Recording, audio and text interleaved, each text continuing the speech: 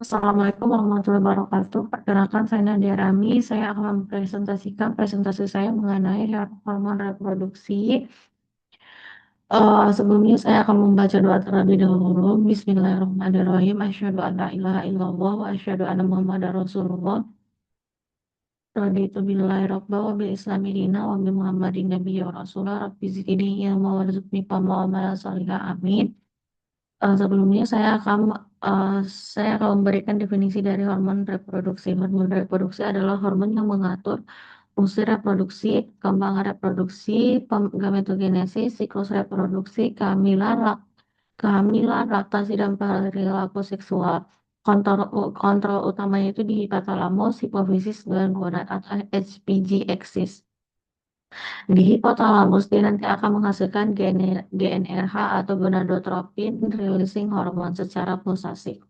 Kemudian nanti di hipofisis anterior, dia nanti akan melepaskan FSH dan SH. FSH adalah follicle stimulating hormone dan LH adalah luteinizing hormone. Dia akan melepaskannya itu ke aliran darah. Dan gonad atau ovarium testis, dia nanti akan menghasilkan hormon seks, estrogen, progesteron, dan testosteron dan inhibin. Umpan baliknya itu atau feedback negatifnya estrogen dan progesteron, testosteron inhibition nanti akan menekan GnRH, FSH, dan LH.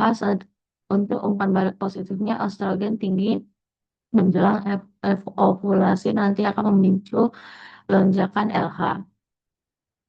Untuk hormon gonadotropin atau FSH, pertama ada FSH atau follicle stimulating hormone. Dia ini disekresi oleh hipofisis anterior. Dia ini serangnya itu pada wanita. Dia ini untuk merangsang pertumbuhan folikel ovarium, merangsang sel granulosa, menghasilkan estrogen, merangsang produksi inhibin beta. Perannya itu pada pria itu dia itu merangsang sel Sertoli, mendukung spermatogenesis, dan merangsang sekresi inhibin B. Untuk hormon LH atau luteinizing hormone, dia ini disekresi oleh hipofisis anterior. Perannya ini pada wanita ini nanti akan memicu terjadinya ovulasi, mengubah folikel menjadi corpus luteum, merangsang corpus luteum menghasilkan progesteron dan estrogen. Nanti untuk pada pria, perannya ini merangsang sel Leydig menghasilkan testosteron.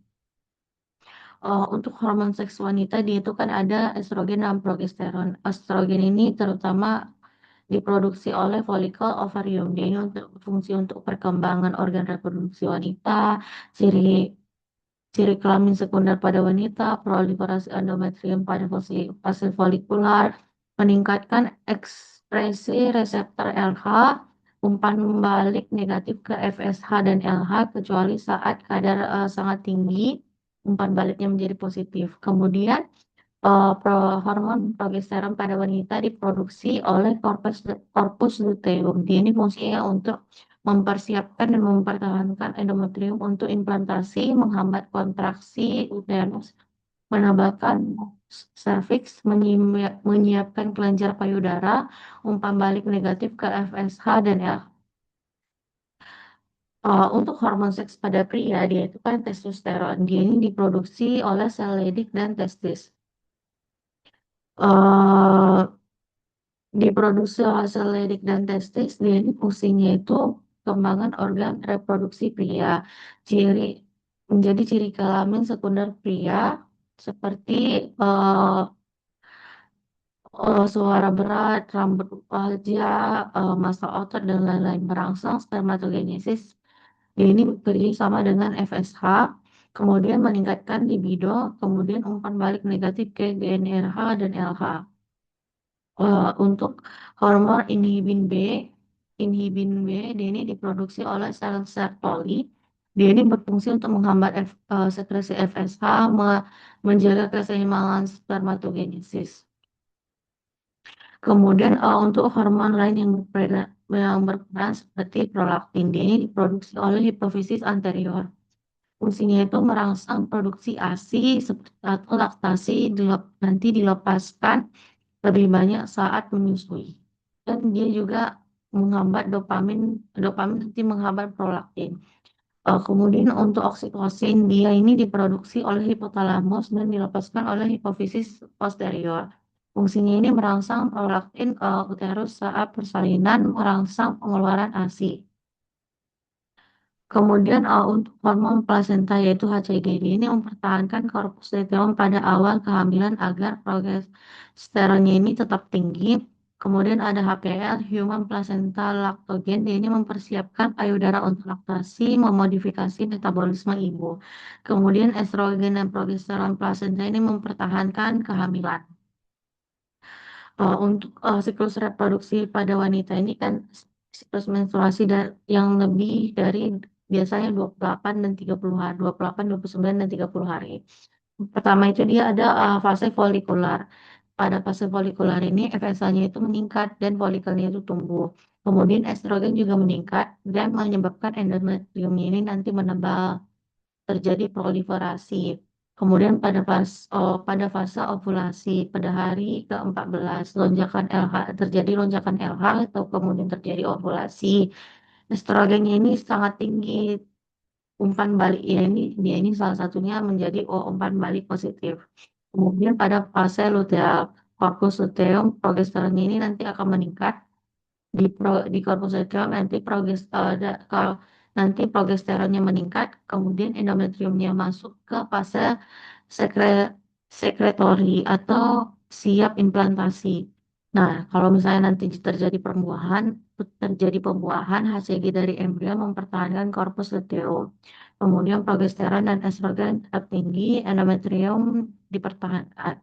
Nah, jika tidak terjadi pembuahan, korpus luteum degenerasi, progesteron dan estrogen satu menurun, kemudian endometrium luruh, terjadilah menstruasi.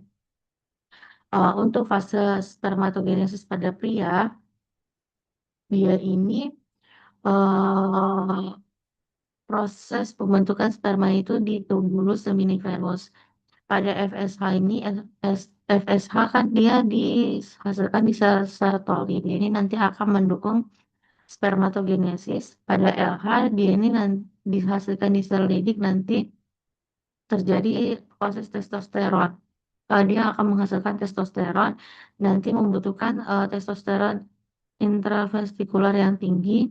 Kemudian dia itu awalnya dari spermatogenio, kemudian menjadi spermatosit primer, spermatosit sekunder, kemudian menjadi spermatozoa. Eh, untuk gangguan hormon reproduksi pada wanita itu dia ada PCOS, yaitu keadaan ketika androgennya tinggi, ovulasi tidak teratur, dan LH dan FSH itu meningkat.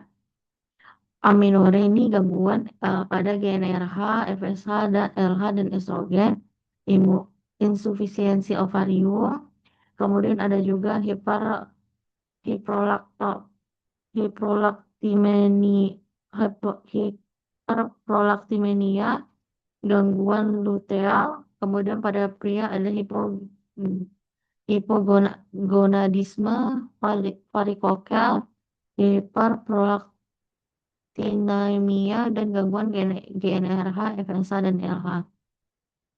Dampaknya itu bisa terjadi infertilitas, gangguan siklus menstruasi, disfungsi seksual, gangguan kehamilan, dan gangguan laktasi. Sekian presentasi saya, kurang lebihnya mohon maaf. Assalamualaikum warahmatullahi wabarakatuh.